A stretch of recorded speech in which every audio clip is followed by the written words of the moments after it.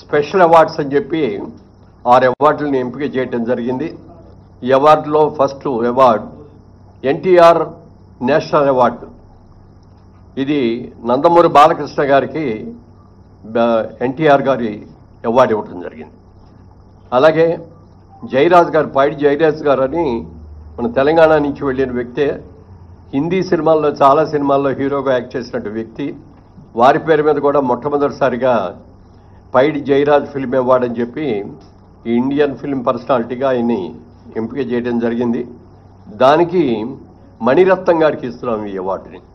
ఇది all India award అండి. ఇది ఏ లాంగ్వేజ్ వాళ్ళైనా ఉండొచ్చు దీంట్లో, అందుకని మణిరత్నం గారికి అది ఇస్తున్నాం. Next BN Reddy film award for Telugu film director Shri Sukumar, ఆయన బెస్ట్ డైరెక్టర్. అలాగే 4లో Nagi Reddy Chakrapani film award Telugu film producer Atluri Purnachandra Rao garu. అలాగే కాంతారావు గారి పేరును కూడా మొట్టమొదటిసారిగా రేవంత్ రెడ్డి గారు వీరి పేరు మీద కూడా ఒక అవార్డుని ఇవ్వటం జరిగింది. ఆ అవార్డుని విజయ్ దేవరకొండకి కాంతారావు గారు అవార్డు ఇస్తున్నాం.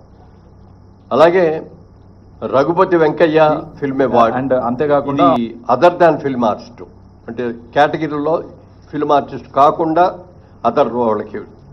దీనిలో ప్రముఖ రచయిత ఎండమూరి వీరేంద్రనాథ్ గారికి ఈ అవార్డు సెలక్షన్ జరిగింది.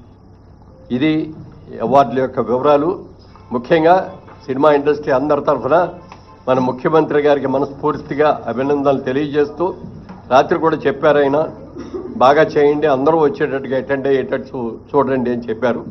తప్పకుండా ప్రతి ఒక్కళ్ళు కూడా ఈ అవార్డ్స్కి ఘనంగా చేసుకొని ఒక మంచి బిగినింగ్ మళ్ళీ ఇవ్వాలని చెప్పి అందరినీ కోరుకుంటున్నాను.